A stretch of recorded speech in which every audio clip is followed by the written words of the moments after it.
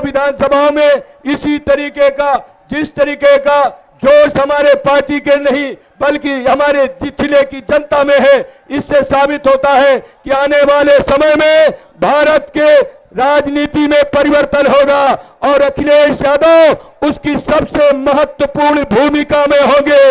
इस तरीके का विश्वास मुझे दिखता है। अखिलेश यादव पूरे देश में नहीं पूरी दुनिया में जाने जा रहे हैं। कौन है अखिलेश यादव, जिन्होंने अपने इतने छोटे से जीवन में इतनी लोकप्रियता पाई है? वो अखिलेश यादव धरती पुत्र के बेटे माननीय मुलायम सिंह यादव के बेटे हैं, जिनकी कथनी करनी में कोई अंतर नहीं है, जिनके अंदर उदारता है, जिनके अंदर मानवता है, जिनके अंदर साहस है, और साहस की वजह से आज हमारा देश अखिलेश यादव जी की तरफ देख रहा है। इसलिए मैं ज्यादा बात न करते हुए आई हुई महान जनता का अभिनंदन करते हुए, अभिनंदन और वंदन करते हुए इस महान जनता का मैं आशीर्वाद की कामना करता हूं और माननीय अखिलेश यादव जी का धन्यवाद, आभार व्यक्त करते हुए आप सबको बारंबार प्रणाम करते हुए आपसे आशीर्वाद की कामना करता हूं कि साइकिल का बटन दबाकर फतेहपुर लोकसभा को ऐतिहासिक वोटों में जिताने में आप सहयोग दें। आप सबका बहुत बहुत धन्यवाद। जय भारत, जय समाजवाद। अब हमारे बीच में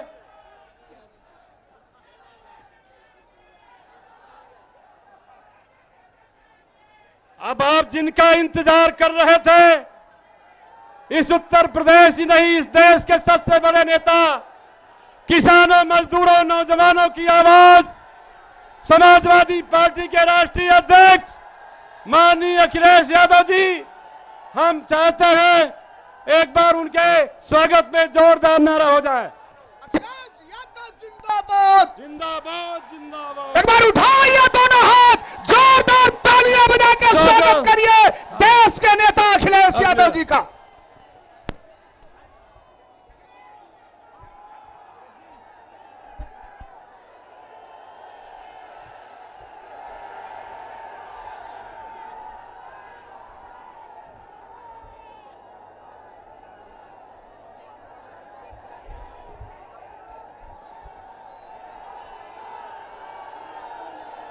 मंच पर हमारे समाजवादी पार्टी के और इंडिया गठबंधन के प्रत्याशी नरेश उत्तम पटेल जी, पार्टी के अध्यक्ष सुरेंद्र प्रताप जी, मंच पर बैठे हुए हमारे साथ पूर्व सांसद अशोक पटेल जी, आपके बगल के लोकसभा के प्रत्याशी और पूर्व सांसद राजा राम पाल जी, विधायिका उषा मौर्य जी, विधायक चंद्र प्रकाश लोधी जी, यहाँ के बहुत ही लोकप्रिय चेयरमैन आबिद हसन जी, राजकुमार मौर्य जी, हाजी रजा साहब, संतोष द्विवेदी जी, समरजीत सिंह जी, रामेश्वर दयाल गुप्ता जी, दलजीत निषाद जी, विपिन यादव, बलराज उमराव जी, वलीउल्लाह साहब, लव को मिश्रा जी, पूर्व विधायक मोहम्मद सफीर साहब, मान सिंह जी, एमएलसी नरसिंह पटेल जी, जगनायक सिंह जी, मंच पर उपस्थित वीर अभिमन्यु सिंह जी, पूर्व मंत्री पूर्व विधायक इंद्रजीत कोरी जी, मुन्ना बाबू चेयरमैन, पूर्व प्रत्याशी रामतीर्थ परमहंस जी, पार्टी के संगठन के लोहिया वाहिनी के अध्यक्ष रामकर निर्मल जी, सुमैया राणा, अरुणेश पांडे जी और बड़ी संख्या में समाजवादी पार्टी के मंच पर उपस्थित सभी नेता, कानपुर के दोनों विधायक अमिताभ वाजपेयी जी, मंच पर इंडिया गठबंधन के सभी नेता, इस चुनावी जनसभा में उपस्थित बड़ी संख्या में हमारे आदरणीय बुजुर्ग, किसान भाई, नौजवान साथी, माताएं, बहनें और पत्रकार बंधुओं, मैं सबसे पहले फतेहपुर लोकसभा से आए हुए सभी अपने साथी और समर्थक का बहुत बहुत धन्यवाद और आभार प्रकट करना चाहता हूं।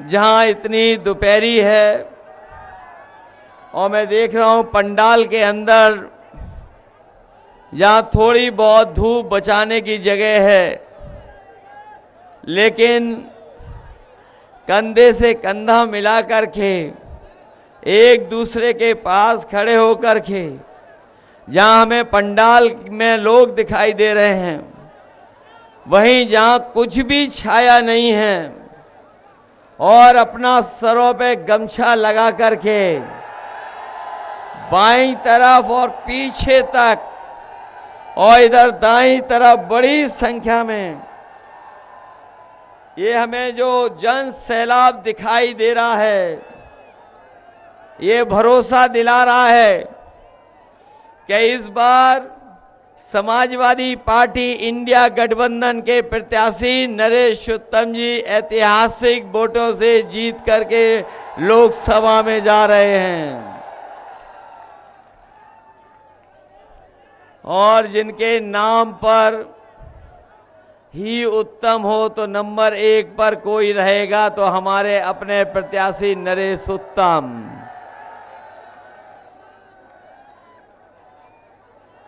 ये जो उत्साह है फतेहपुर के लोगों ने लगता है मन बना लिया है।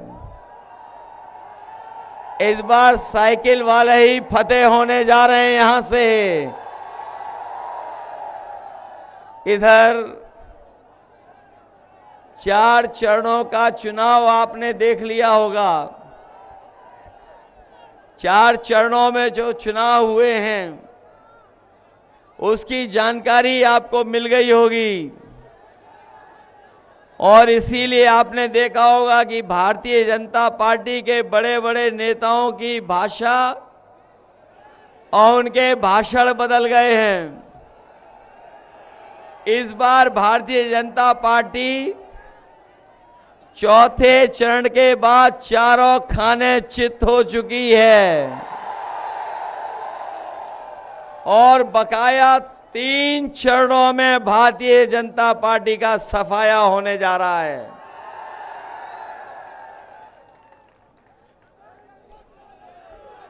ये बीजेपी के लोगों ने बहुत सपना दिखाया था, हमें और आपको चुनाव शुरू होते ही डराना चाहते थे और इन्होंने नारा लगाया कि 400 पार। जिन लोगों ने 400 पार का नारा लगाया वो आज कहां खड़े दिखाई दे रहे हैं? हमें तो बाद में समझ में आया कि ये लोग कह रहे हैं 553 में 400 पार के बाद जितनी संख्या है उतनी आने वाली है। 400 की संख्या जो बीजेपी वाले बता रहे थे वो 542-43 के बाद जो 400 हटा दोगे तो उसके बाद कितने बचते हैं? 143। और मैं ये देख रहा हूं कि इस बार 140 करोड़ की देश की जनता इनको 140 सीटों के लिए भी तरसा देगी।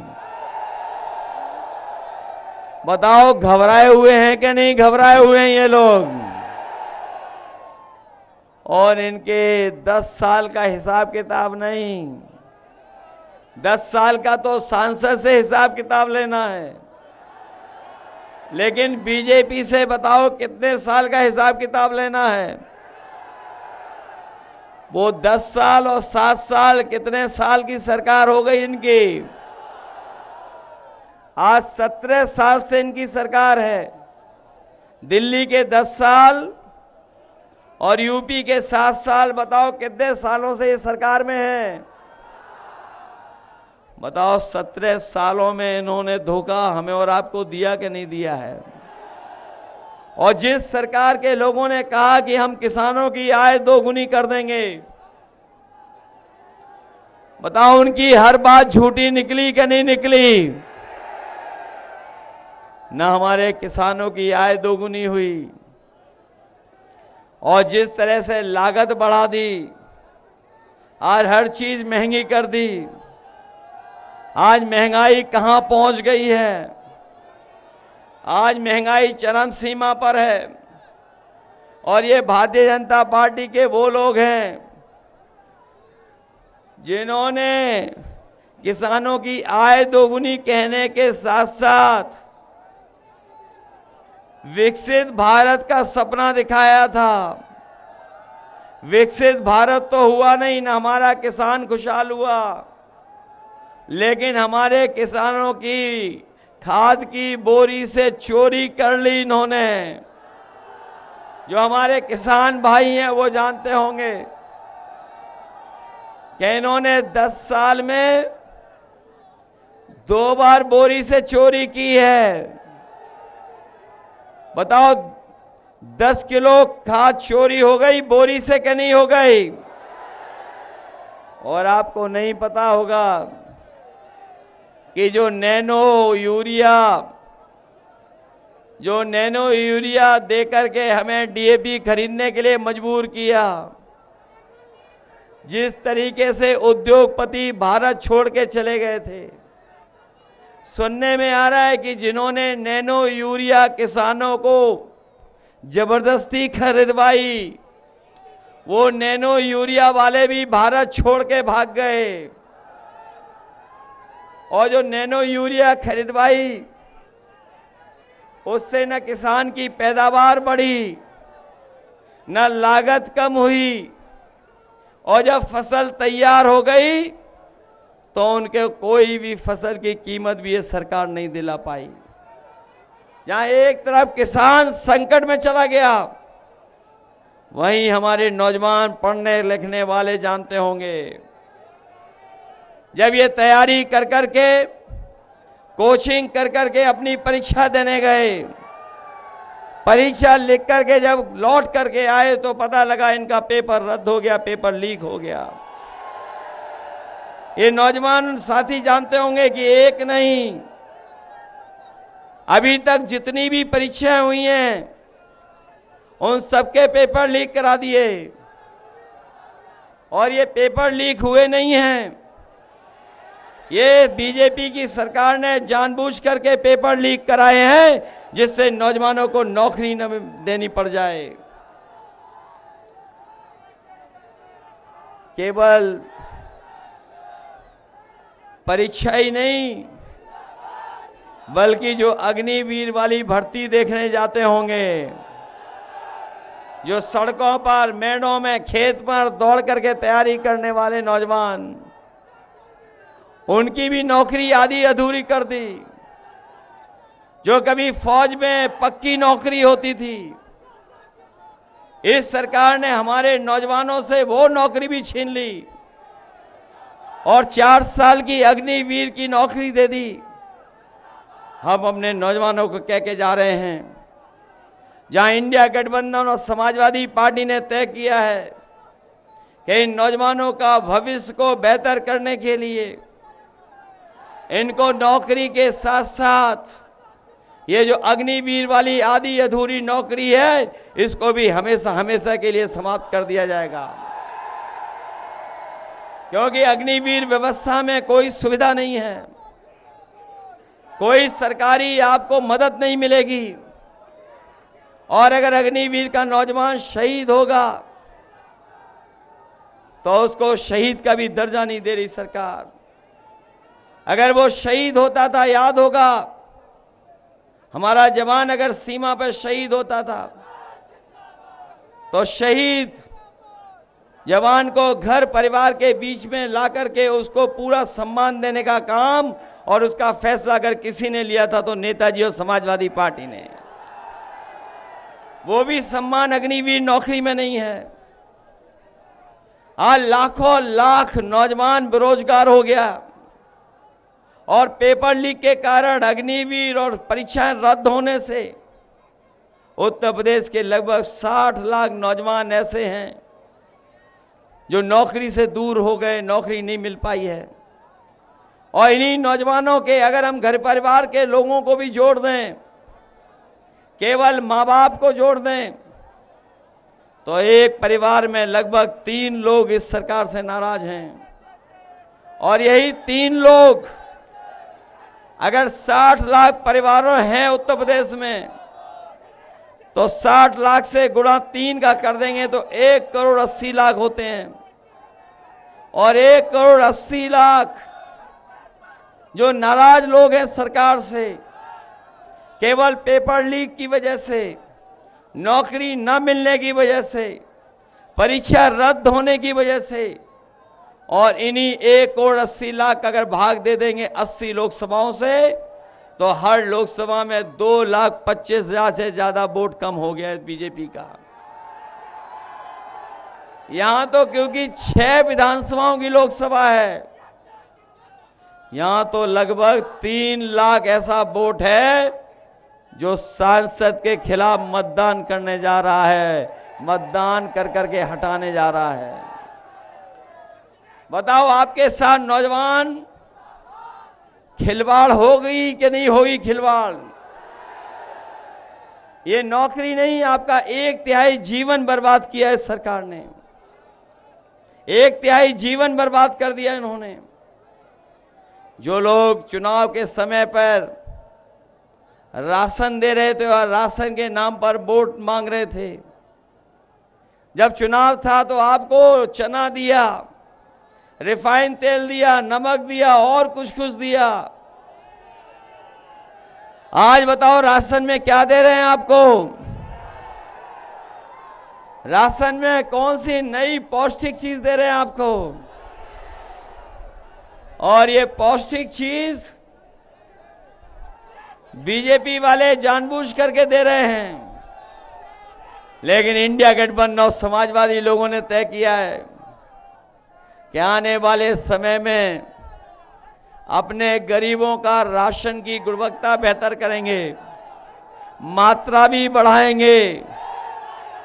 और आपने पढ़ लिया होगा कि समाजवादी पार्टी ने तय किया है, और कल कांग्रेस पार्टी के नेता भी लखनऊ में आकर के प्रेस करके गए हैं, इंडिया गठबंधन ने भी तय किया है कि जहां राशन की गुणवत्ता बेहतर करेंगे, मात्रा बेहतर करेंगे, बढ़ाएंगे, मात्रा दुगनी करेंगे। वहीं समाजवादी पार्टी ने तय किया कि जहां संपन्न लोग आजकल बाजार से गुणवत्ता का और पौष्टिक आटा खरीदते हैं, वहीं पौष्टिक आटा के साथ साथ अपने गरीबों को डाटा फ्री दिलाने का भी काम होगा। जहां पौष्टिक आटा हमारे गरीबों का स्वास्थ्य बेहतर रखेगा, वहीं कामकाज, जानकारी हासिल करने के लिए और अपने नौजवानों को पढ़ाई से लेकर के फॉर्म और ऑनलाइन पढ़ाई के लिए डाटा फ्री देने का काम आने वाले समय में होगा। ये बीजेपी वालों ने समाजवादियों की बहुत नकल की है। याद होगा नौजवानों को, समाजवादी पार्टी ने लैपटॉप दिया था बड़ा वाला, और उसको जब ऑन करते थे तो नेताजी और हम ही लोग दिखाई देते थे। इन्होंने लैपटॉप नहीं दिया, इन्होंने उसका साइज छोटा करके स्मार्टफोन दिया है। और जिनके हाथ में होगा स्मार्टफोन, वो जानते होंगे सबसे रद्दी क्वालिटी का स्मार्टफोन दिया है। बताओ सबसे रद्दी दिया है कि नहीं दिया है? केवल यही नकल नहीं की, बल्कि जितनी योजनाएं समाजवादी सरकार में बनी थी सब योजनाओं को खराब कर दिया। ये एम्बुलेंस की सुविधा दी गई थी, गरीबों को अस्पताल पहुंचाने तक उस एम्बुलेंस को खराब कर दिया। और एक भी जिला अस्पताल या मेडिकल कॉलेज ऐसा इस सरकार ने नहीं बनाया जहां पर गरीबों का इलाज फ्री हो जाए। न फ्री इलाज मिल पा रहा है, न दवाई मिल पा रही है। और अगर गरीब पहुंच भी जा रहा है तो सीधा सीधा उसको रेफर कर करके दूसरे अस्पतालों में भेजा जा रहा है। स्वास्थ्य सेवाएं पूरी तरीके से ठप कर दी सरकार ने। न केवल स्वास्थ्य सेवाएं खराब की हैं, वहीं हमारे पुलिस के लिए जो व्यवस्था बनाई गई थी, ये 100 नंबर वाली गाड़ी, ये 100 नंबर वाली भी व्यवस्था खराब कर दी। और जब से 112 किया है तब से हमारे खाकी वर्दी पहनने वाले भाइयों ने भी अपना रेट बढ़ा दिया। और अब तो सुनने में आता है कि अगर फोन कर करके आपने पुलिस बुलाई तो दोनों पक्षों से पैसा वसूल लेते हैं। बताओ, इनकी सरकार में भ्रष्टाचार और लूट बढ़ी है कि नहीं बढ़ी है? न केवल भ्रष्टाचार लूट बढ़ी है, बल्कि अन्याय भी इस सरकार में बढ़ने का काम हुआ है। किसी की सुनवाई नहीं है। किसी की सुनवाई है सरकार में?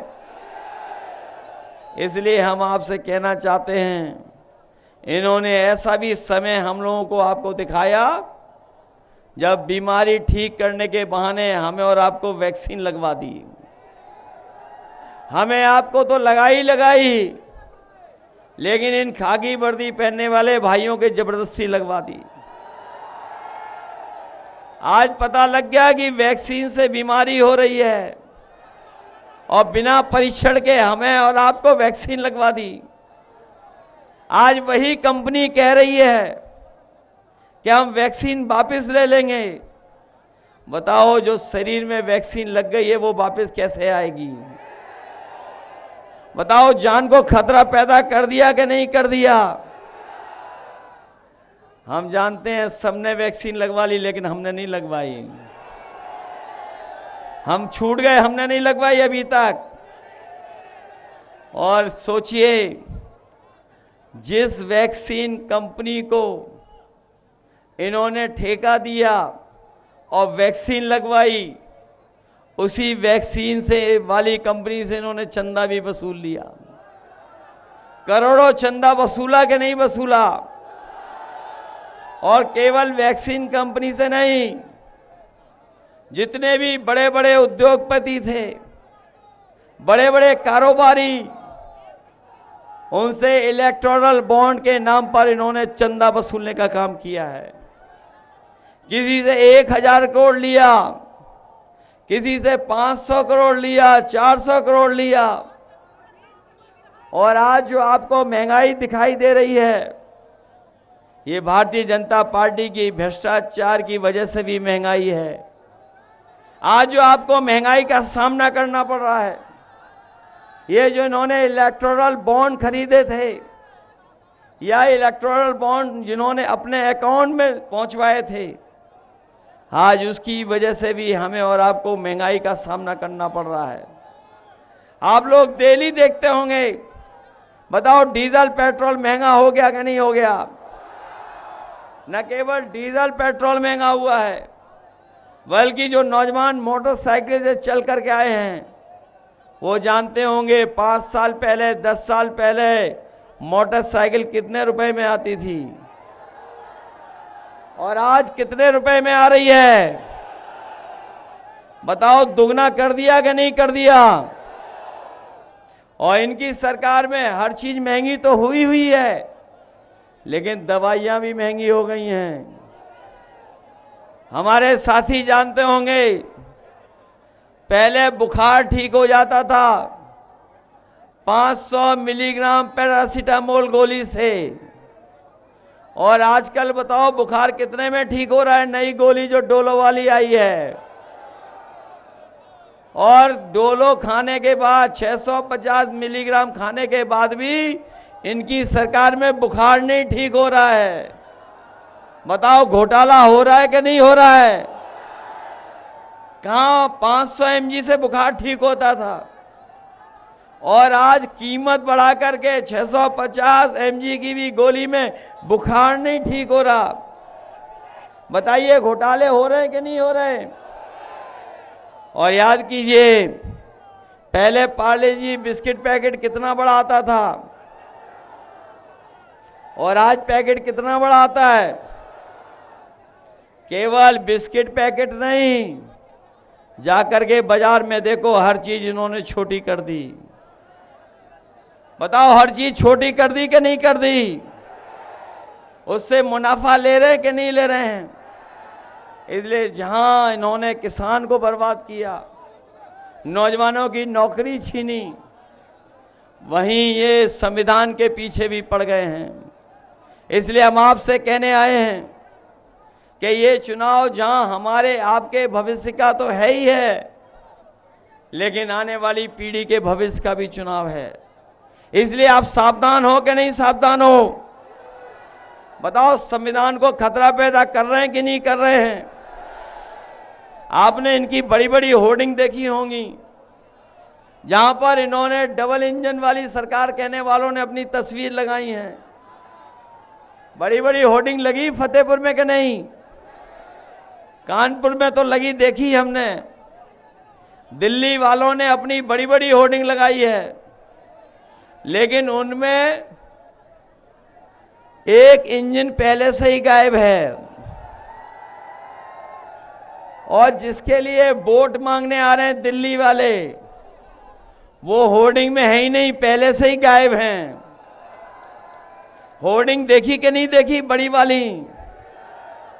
जिनके लिए वोट मांगने आएंगे वो बताओ गायब है होर्डिंग से कि नहीं गायब है? और जब वोट पड़ेंगे तो जो अकेले होर्डिंग में दिल्ली वाले दिखाई दे रहे हैं वो भी गायब हो जाएंगे। तो जहां संविधान बचाने का चुनाव है, ये संविधान बचाने के साथ साथ आरक्षण बचाने का भी चुनाव है।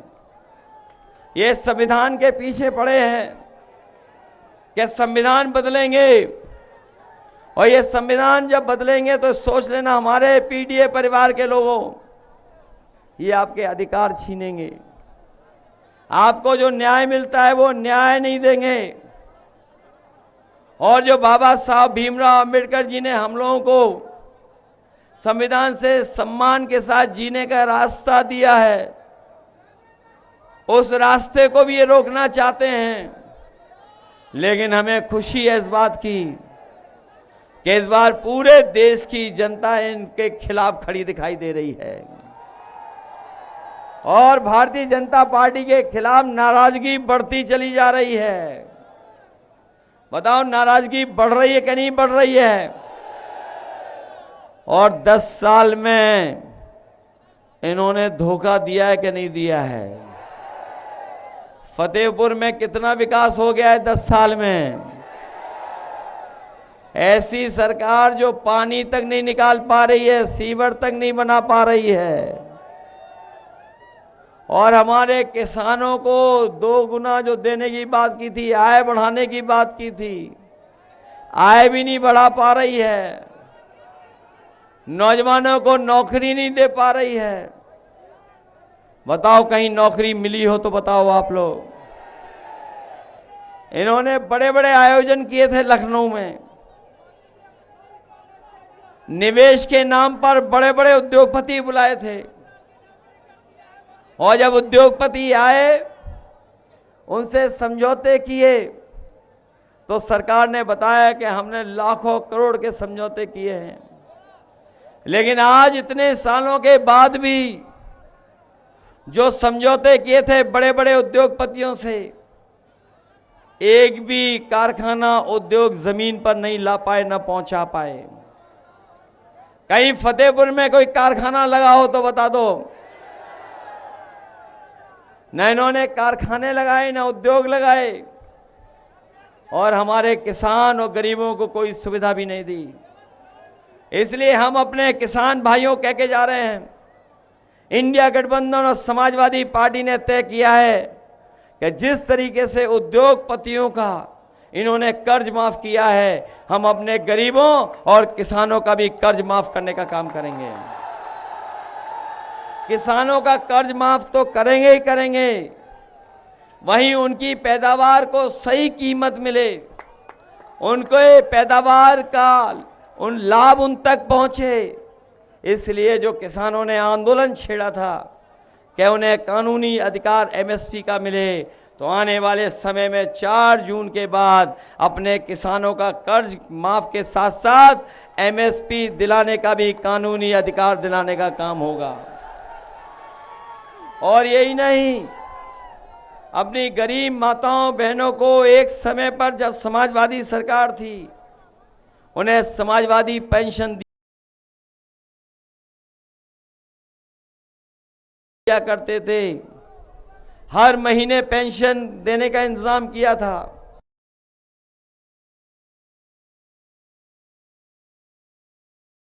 इस बार इंडिया गठबंधन और समाजवादी पार्टी ने तय किया है कि अपने गरीब परिवार की माताएं बहनों को लखपति बनाने का काम होगा। हर साल उनके अकाउंट में लाख रुपए भिजाने का काम होगा। इसलिए आप सबसे हम अपील करने आए हैं, एक वोट से एक सांसद तो चुना जाएगा, सांसद तो चुना ही जाएगा, दिल्ली की सरकार तो जाएगी ही जाएगी, यूपी की सरकार भी चली जाएगी। इस सरकार ने बहुत अन्याय किया है, बहुत झूठे मुकदमे लगाए हैं, लोगों को घर पे नहीं रहने दिया, पुलिस डराती थी, सुबह शाम डराती थी। इन खाकी वर्दी पहनने वालों को जो हमारे भाई लोग हैं कभी कभी डराते हैं, हम इन्हें भी सावधान करने आए हैं। अभी फौज की नौकरी 4 साल की हुई है, अभी फौज की नौकरी 4 साल की हुई है। ये बीजेपी वाले दोबारा आ गए तो ये खाकी वर्दी पहनने वालों की भी नौकरी 3 साल की हो जाएगी। ये मनी मन आपके साथ हैं और हम जानते हैं ये वोट भी नहीं डाल पा रहे, इनके दस्तखत बड़े अधिकारी करवा ले रहे हैं, लेकिन अब ये भी वोट देना चाहते हैं आपके साइकिल पर। बताओ, हवा साइकिल के पक्ष में चल रही है कि नहीं चल रही? फतेहपुर पीछे तो नहीं रह जाएगा? इस बार जिता रहे हो आप लोग, और नरेश उत्तम जी को जिताओगे आप लोग? कितने वोटों से जिताओगे? ये तो पता होगा कि राजा रामपाल जी जीत गए, उन्नाव वाली हमारी अन्नू टंडन जी जीत गई, और रायबरेली में पता होगा कौन लड़ रहा है। बताओ, रायबरेली में इंडिया गठबंधन समाजवादी पार्टी लड़ रही कि नहीं लड़ रही? बीजेपी की हालत खराब हो गई वहां पर कि नहीं हो गई? और ये जो कहते हैं डबल इंजन की सरकार, डबल इंजन की सरकार, बताओ फतेहपुर वाला जो इंजन बार बार जीत रहा है वो घटिया इंजन, खराब इंजन है कि नहीं है? बताओ, बर्बाद इंजन है कि नहीं है? ये जो खटारा इंजन है फतेहपुर वाला, इसके लिए हम एक गाना लेकर के आए, दिल्ली से बनाए गाना, आपने सुना होगा। बताओ, ऐसे सांसद को हटाओगे कि नहीं हटाओगे? 10 साल में पीछे कर दिया आपको कि नहीं कर दिया? आप आटा और डाटा चाहते हो, इसलिए अपना भविष्य बेहतर सुधारना चाहते हो, और ये भी तय किया है कि 30 लाख नौकरी जो खाली पड़ी हैं उनको आरक्षण के साथ 30 की 30 लाख नौकरियों में भर्ती होगी। और फौज की अग्निवीर व्यवस्था तो खत्म होगी, लेकिन उसके साथ साथ फौज की भर्ती की संख्या भी बढ़ा करके ज्यादा से ज्यादा नौजवानों को फौज में भर्ती के लिए ले जाने का काम आने वाली सरकार में होगा। इसलिए बजाइए वो गाना जो दिल्ली से आया सांसद जी के खिलाफ। हिसाब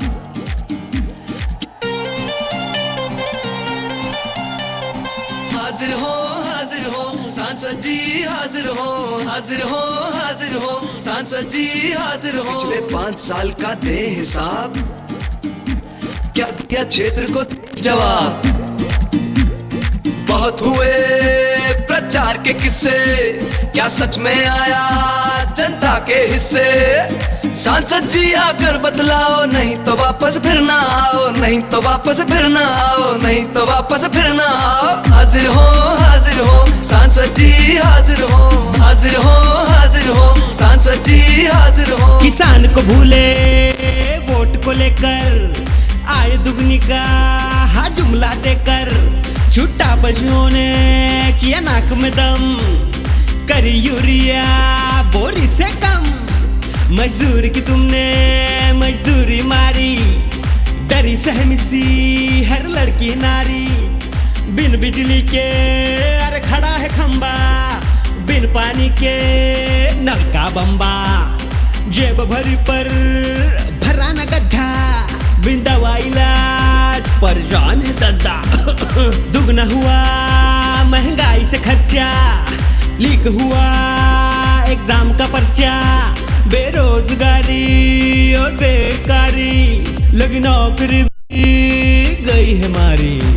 है भ्रष्टाचार का बोलबाला, कारोबार पे लग गया ताला।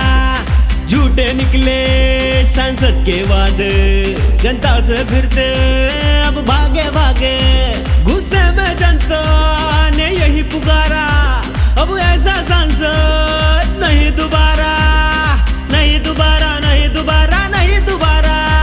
अब ऐसे सांसद खारिज हो, खारिज हो, खारिज हो। अब ऐसे सांसद खारिज हो, खारिज हो, खारिज हो। अब ऐसे सांसद खारिज हो।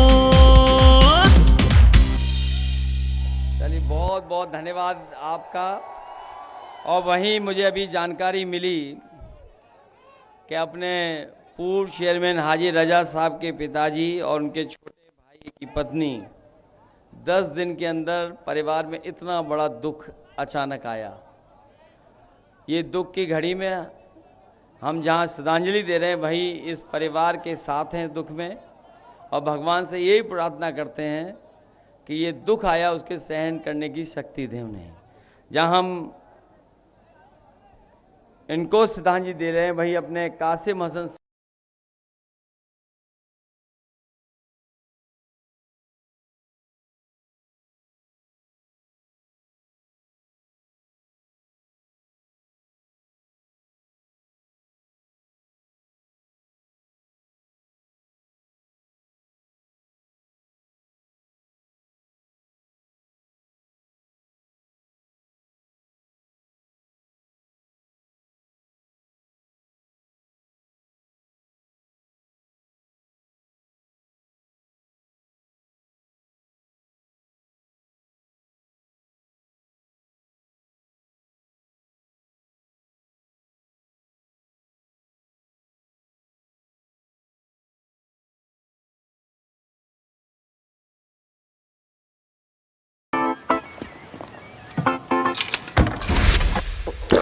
Wow, smooth.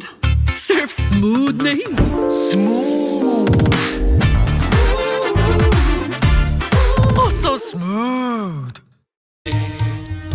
रामायण जी की कीरति कलित ललित सी